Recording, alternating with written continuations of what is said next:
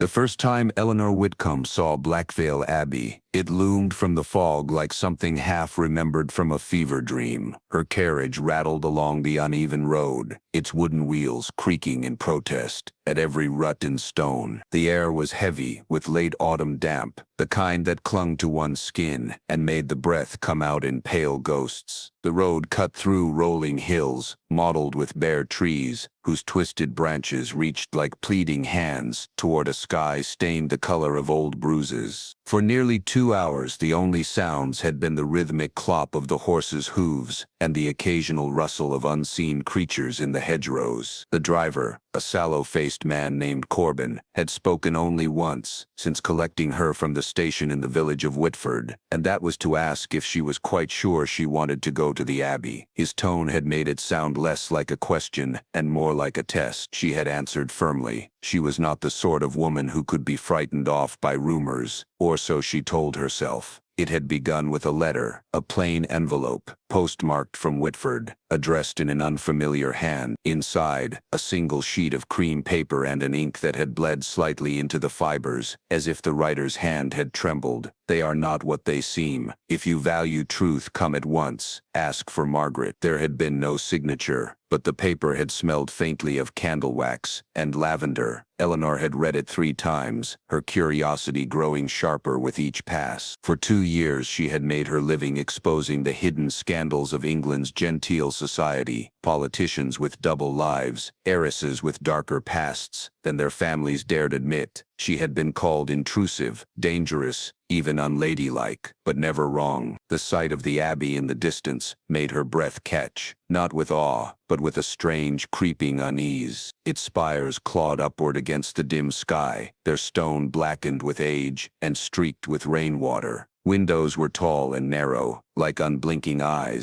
The main building sat atop a rise, its base surrounded by high walls that seemed designed less to keep intruders out than to keep something in. "You'll not be staying long," Corbin muttered without turning his head. His voice was hoarse, as though unused. "And why's that?" Eleanor asked. He shrugged one bony shoulder. "Folks don't last there. Either they leave, or they don't." She opened her mouth to press him, but the carriage slowed as the wrought iron gates came into view. They were tall, ornate, their design a lattice of thorns and curling vines. Rust had eaten into the metal in places, but the hinges were well oiled. The gates opened without a sound. Beyond them, a gravel path wound through an overgrown courtyard. Moss clung to the statues of saints, their features softened by decades of rain. The horse's breath plumed in the chill air, ears flicking uneasily as if they sensed something their human companions could not. When the carriage stopped, Eleanor stepped down, the soles of her boots crunching on the gravel. She tipped the driver and reached for her valise, but Corbin had already flicked the reins. "Best you don't look back," he said, eyes fixed ahead. Then he was gone, the sound of the wheels fading into the mist. Eleanor turned toward the Abbey. The great oak doors were set deep within a pointed arch, carved with scenes from Scripture, though one panel depicting the crucifixion had been chiseled away entirely, leaving a blank void. The doors opened before she could knock. A tall woman in a black habit stood framed in the doorway, her hands clasped before her. Her face was pale and unlined, despite the streaks of silver in her hair. Her eyes were the color of slate, unreadable and cold. "Miss Whitcomb," she said, her voice smooth, controlled. "Welcome to Blackveil Abbey. I am Mother Superior Agnes." "You were expecting me?" Eleanor asked, startled.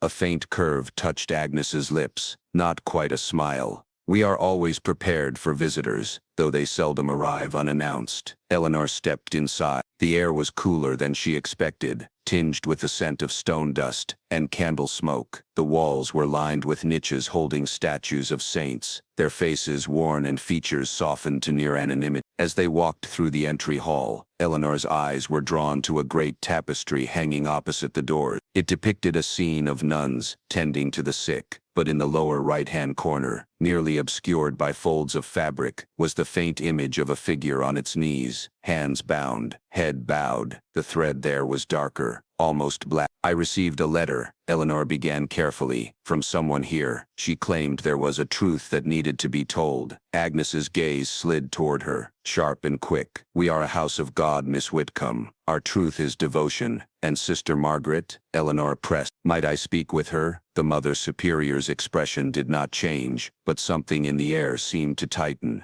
There is no Sister Margaret here, she said. You must be mistaken. Eleanor's fingers tightened around the handle of her valise. She knew the name had not been her invention, but she said nothing, only nodded. Agnes led her through a series of narrow corridors. Their ceilings were low, their walls damp in places where rain had seeped through the ancient stone. The echo of their footsteps seemed to travel too far, as though the building were hollow beneath their feet. Her assigned chamber was small but tidy. A narrow bed, a wooden washstand, a crucifix above the door. The single window looked out over the courtyard, its glass warped so that the view seemed to bend and shift with the light. You will find our rules simple, Agnes said, her tone clipped. Prayers at dawn, silence in the halls after vespers, and no wandering unaccompanied. Of course, Eleanor replied. She had no intention of obeying the last rule. After unpacking, she took her notebook and strolled toward the chapel under the guise of admiring the architecture. The nave was vast, lit only by tall candles that cast flickering shadows across the ribbed vaulting. The air smelled faintly metallic, like blood scrubbed from stone. She paused at the altar. Beneath it, half hidden by the embroidered altar cloth, she saw what looked like a trap door, small, square, and fitted with a brass lock. Then she heard it, a sound so soft she thought at first it was her imagination. A faint, deliberate knock. 3 beats, then silence, then 3 again. It seemed to rise from somewhere deep below the chapel floor. Eleanor knelt, pressing her ear to the stone. The knocking continued, slow and steady, as if whoever or whatever made it knew she was listening. A shiver ran through her, but she forced herself to remain still until it stopped. Only then did she stand, smoothing her skirts, her mind racing with questions she could not yet answer. That night, long after the last bell had tolled and the halls had fallen silent, she lay awake in her narrow bed. The wind rattled the warped window pane, and somewhere far below, faint and patient, the knocking began again. Morning came reluctantly to Blackveil Abbey. The light that filtered through the warped glass of Eleanor's window was pale and cold, the kind that bleached color from everything it touched. Outside, the courtyard was shrouded in a damp mist that clung to the statues like a second skin. A bell rang somewhere deep within the abbey, low and resonant, its sound rolling through the corridors like distant thunder. The vibration seemed to linger in the walls, as if the stone itself was holding on to the note. Eleanor dressed quickly, her mind replaying the slow, deliberate knocking she had heard beneath the chapel floor. The night before, she had considered, briefly, that it might have been the building settling, or some trick of her imagination brought on by fatigue. But the rhythm had been too measured, too intentional. When she stepped into the corridor, the air was cool enough to raise goose flesh along her arm. The floorboards under the carpeted runner creaked faintly as she made her way toward the chapel, not because she wished to attend prayers, but because she hoped to see the place in daylight. The nave was nearly empty, save for a small cluster of nuns in the front pews, their heads bowed in silent devotion. Sunlight streamed through the tall stained glass windows, breaking apart into fractured patterns of deep red and blue on the stone floor. Yet the altar seemed darker than the rest of the room, as though the light deliberately avoided it. She was startled when a voice spoke behind her. "You're not praying." Eleanor turned to find a frail, bird-like woman standing in the shadows near the door. Her habit hung loosely on her thin frame, and her hands, knotted with age, clutched a small wooden rosary. Her eyes, a pale, almost translucent blue, darted around the room before settling on Eleanor. "No," Eleanor admitted. "I was admiring the architecture." The woman stepped closer. "You're the visitor," she said, not as a question, but as a statement of fact. "From London."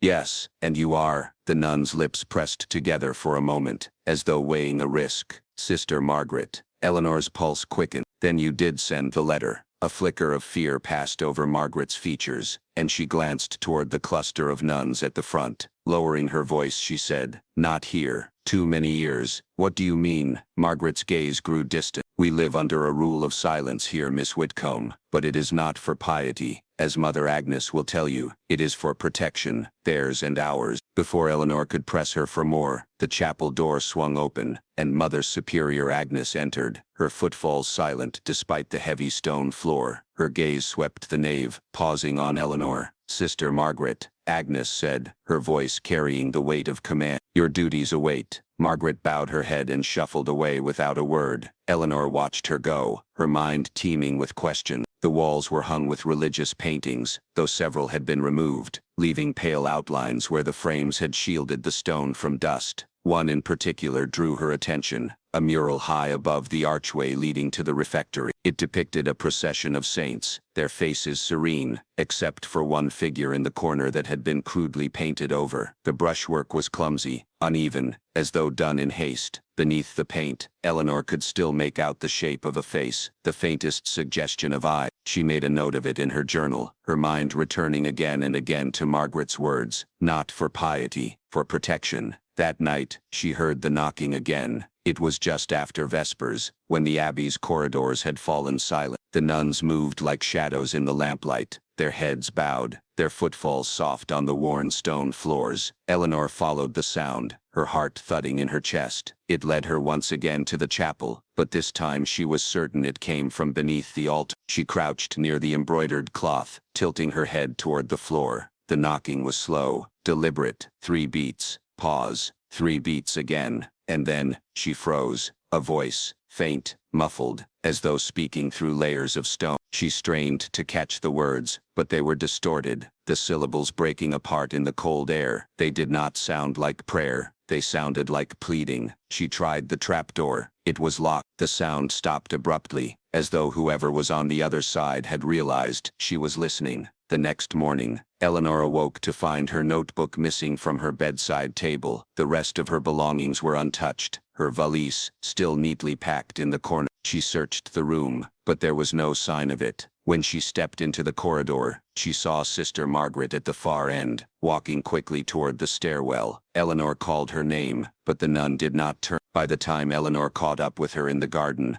Margaret's eyes were red and swollen, as though she had been crying. "You must stop asking questions," Margaret said, her voice trembling. "They took my notebook," Eleanor said, Margaret's mouth tight. "Then they know you've been listening." Eleanor gripped her arm. "Who is they?" Margaret pulled away, glancing toward the cloister door where 2 other nuns stood watching. "If you value your voice, Miss Whitcomb, you will leave before Vespers tonight." And then she turned and walked away, her rosary swinging gently at her side. That night, Eleanor lay awake long after the bells had fallen silent. Her thoughts kept circling back to the locked trapdoor, the muffled voice, and Margaret's warning. The walls around her seemed to shift in the candlelight, their uneven stone surfaces casting shapes that looked almost human. The wind outside moaned through the narrow windows, but beneath it, faint and steady, came the sound of knocking. It was closer this time, and she could not tell if it was coming from beneath the chapel floor, or from inside the walls of her own room. The rain began in the small hours of the morning, a thin, cold drizzle that turned to steady sheets by dawn. From her warped window, Eleanor watched it blur the courtyard into an indistinct smear of gray and black. The statues of saints seemed to weep,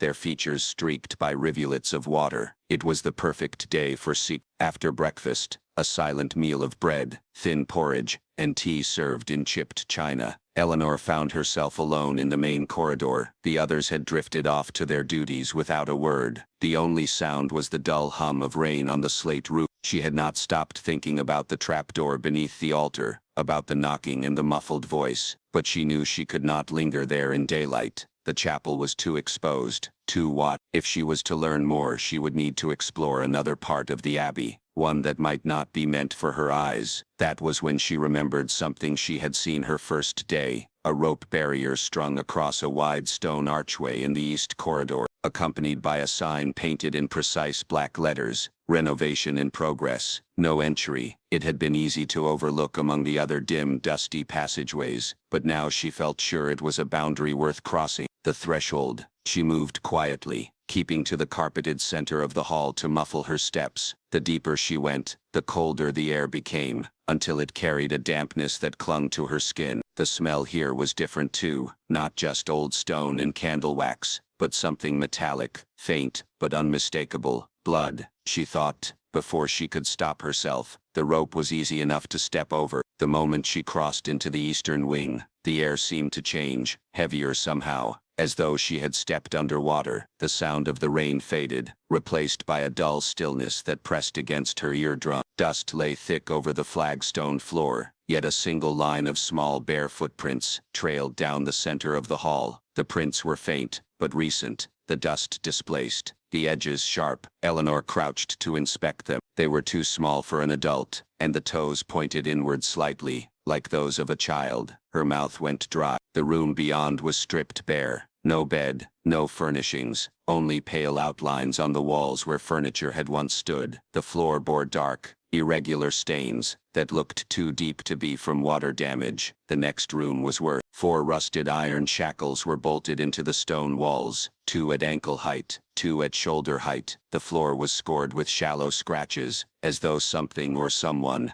had been dragged repeatedly across it. Eleanor's stomach turned, but she forced herself to move on. At the far end of the corridor she found a narrow spiral staircase descending into shadow. She hesitated only a moment before starting down, the iron railing cold and slick under her gloved hand. The deeper she went, the thicker the air became, damp, mineral, and faintly sour, like water standing too long in a well. At the bottom, she emerged into a low stone corridor lit by a single oil lamp, fixed to the wall. Here the air was colder still, and her breath came out in pale wisps. On either side of the hall were heavy iron doors, each with a small barred window at eye level. Most were dark and silent, but from one she heard a faint sound, a slow, rhythmic hum, like a lullaby sung under one's breath. The voice behind the door. Eleanor approached the sound, her footsteps echoing faintly. She peered through the bars and saw only darkness. "Hello?" she whispered. The humming stopped. There was a rustle from within,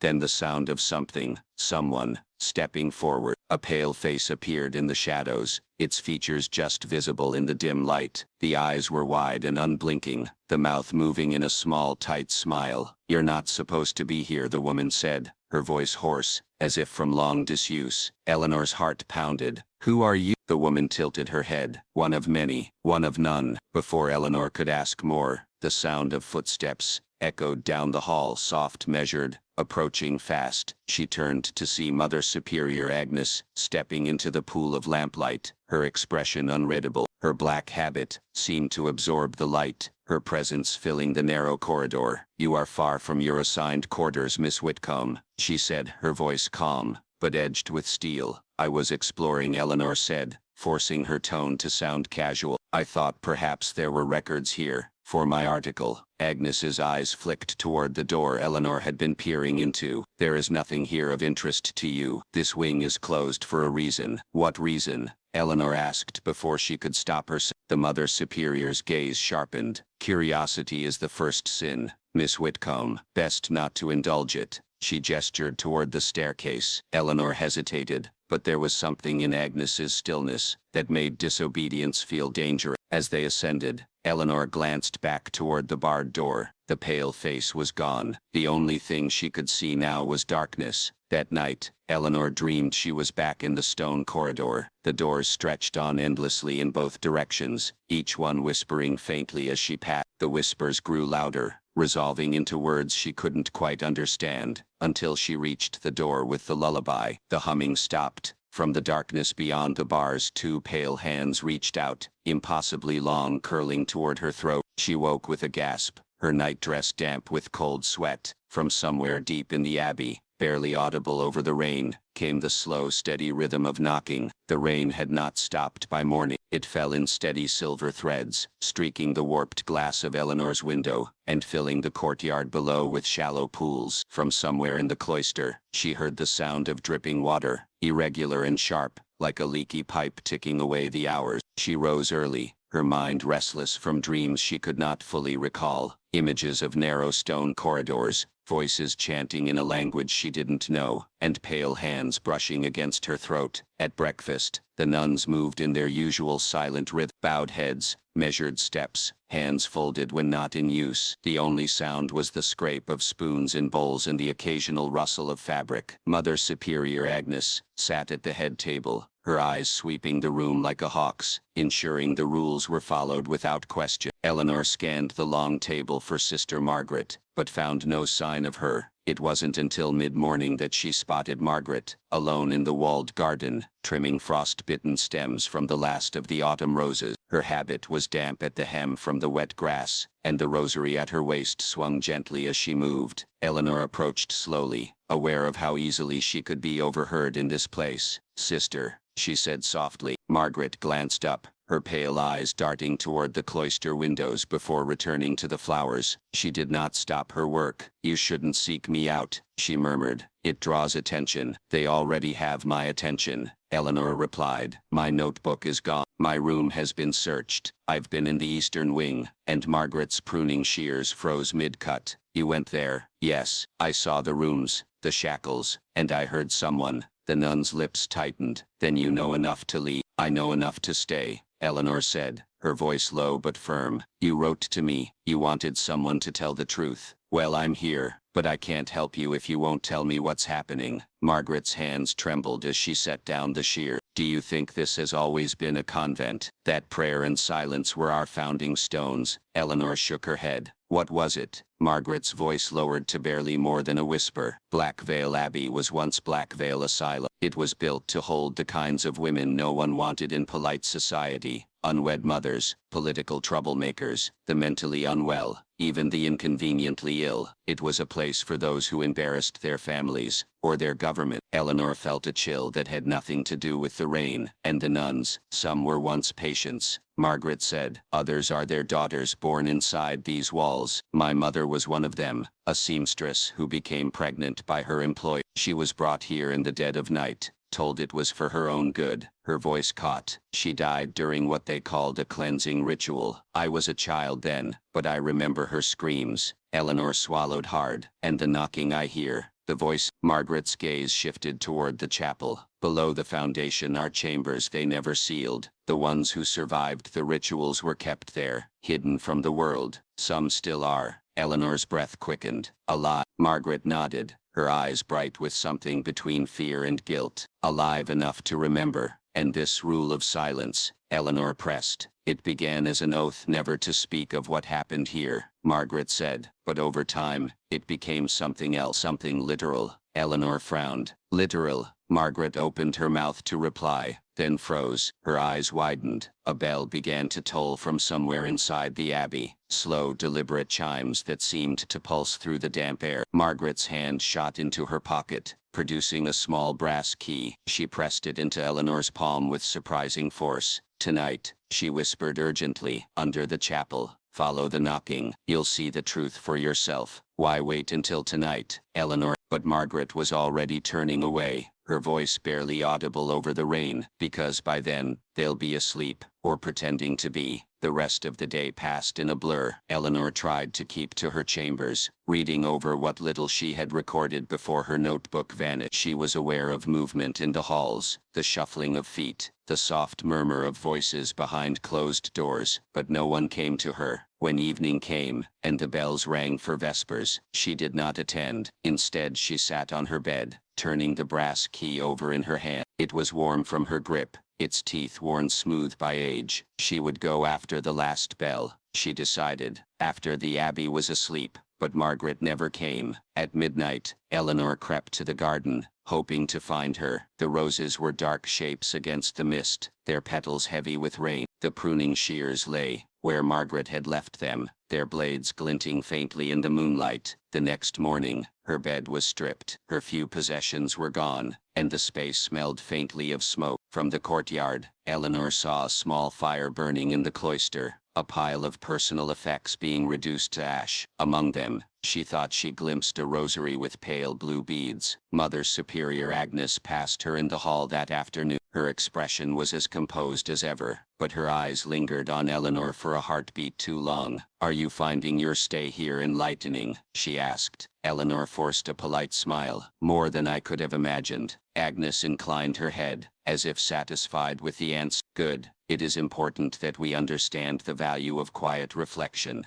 As she walked away, Eleanor could have sworn she heard her say, almost under her breath, "especially for those who ask too many questions." That night, Eleanor sat awake in her darkened room, the brass key clenched tight in her fist. From deep within the abbey, faint and patient, the knocking began again, and this time, she would answer it. The wind howled across the Blackveil moors that night like a living thing, clawing at the walls of the abbey with icy fingers. Elara barely slept, her mind haunted by the discovery in the crypt. The parchment she had found, water-damaged yet legible, still lay hidden beneath the loose floorboard in her chamber. Its cryptic Latin phrases seemed to pulse with unspoken menace, and each time she read them, she felt as if the walls were leaning closer. By morning, the household felt different. The staff whispered in corners, their eyes darting toward the east wing, where the library and the older crypt entrances lay. The air itself seemed charged, heavy, as though the abbey were holding its breath. When she entered the dining hall for breakfast, she found Lord Ashbury sitting at the long oak table, staring at an untouched plate of bread and cheese. "You've been wandering at night," he said without looking up, his voice low. Elara froze. "I couldn't sleep." His eyes lifted to hers, sharp and assessing. "The Abbey has rules, Miss Grey. Rules that exist for your safety. Some doors are not to be opened, some halls not to be walked." She tried to hide her trembling hands beneath the table, and yet those doors exist for a reason. "Wouldn't you say truth is more dangerous, left to rot behind them?" For a moment, his face twitched, something between a smirk and a warning. "Curiosity is a dangerous appetite. One bite, and it consumes you." The rest of the meal passed in uneasy silence. By afternoon, the wind had died down, leaving the abbey wrapped in an unnatural stillness. Determined to find answers, Elara slipped away toward the east wing. She had learned to move like a shadow through the corridors, each step calculated, avoiding the creak of old wood. Her path took her through the library again, where the dust seemed thicker, the air more suffocating. She moved toward the far wall where she had noticed, days before, an uneven seam between two shelves. Pressing against it, revealed the faint outline of a doorframe. She searched for a latch, her fingers brushing against a cold iron catch, hidden beneath a carved wolf's head. With a click, the shelf swung outward, releasing a stale, grave-like odor. Beyond lay a narrow stone staircase spiraling downward. The walls were damp, covered in a thin veil of moss. The deeper she went, the colder the air became until her breath fogged before her. Her lantern's light flickered weakly, casting monstrous shapes on the walls. At the base of the stairs, she stepped into a long vaulted passage. Rows of ancient stone coffins lined the walls, each marked not with names but with strange sigils she didn't recognize. One coffin, its lid slightly askew, caught her eye. She hesitated, then slid it back. Inside was no skeleton, only a bundle of cloth, and resting atop it, a silver dagger etched with the same sigils. The blade was clean, polished, as though it had never been left to age. She reached for it, and the instant her fingers touched the hilt, a faint whisper brushed against her ear. She spun around. The passage was empty. "Elara," the voice was soft, almost sorrowful. Her pulse thundered in her ears. "Who's there?" No answer came, only the low creak of stone shifting, like a door opening somewhere deep within the abbey. Then from the darkness beyond the last row of coffins, a figure stepped forward, hooded, their face hidden. They carried a candle, whose flame barely lit their outline. The voice came again,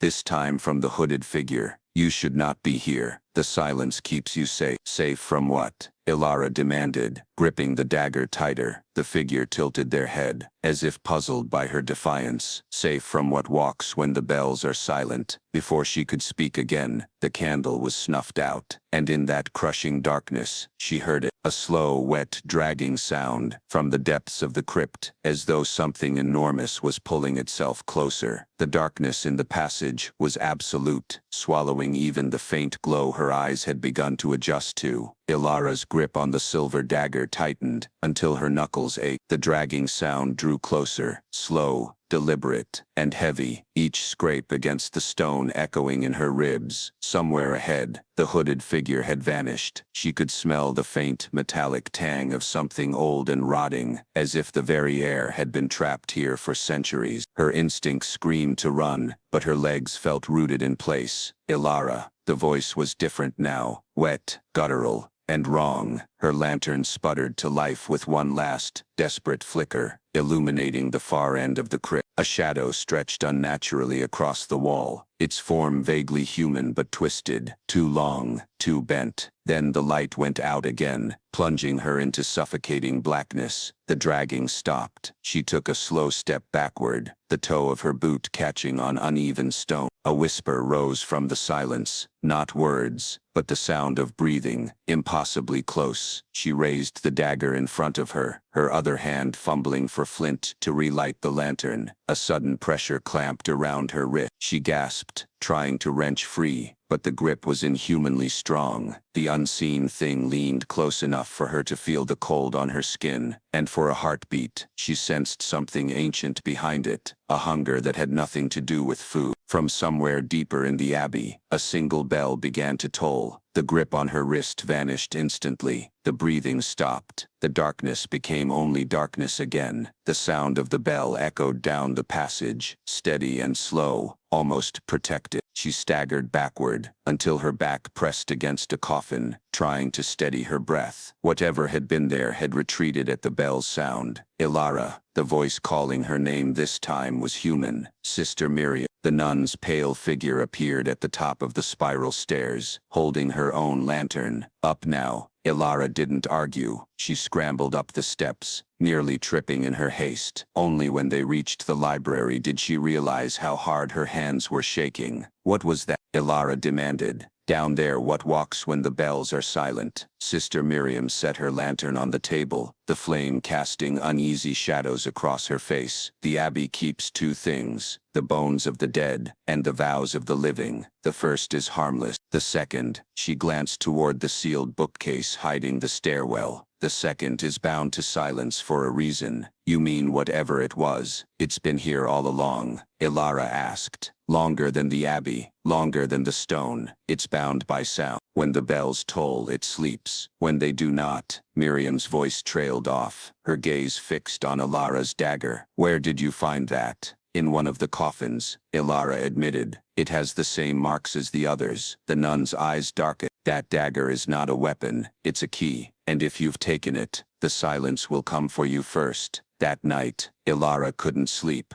The abbey's guest chamber felt like a tomb. Narrow bed, crucifix on the wall, a small window barred against the night. Outside, the wind howled across the cliffs, but beneath it, she kept hearing something else. Not a sound exactly, but the absence of one. A hollow, aching stillness that seemed to pull at the edges of her mind. The bells had tolled at midnight, as they always did, but now at some cursed hour closer to dawn, silence had settled over Blackveil. The air felt heavier, as if the stone itself held its breath. Then came the dragging. She rose, dagger in hand, bare feet padding silently across the cold flagstones. The sound came from the direction of the chapel. She knew Miriam's warning well enough. When the bells were silent, the thing beneath was free, but something deep inside her needed to see it with her own eyes. The chapel was lit only by the moon through stained glass, splashing fractured colors across the altar. In the center of the floor, the trapdoor to the crypt hung open. Ilara descended, her pulse drumming in her ears. The dragging grew louder, then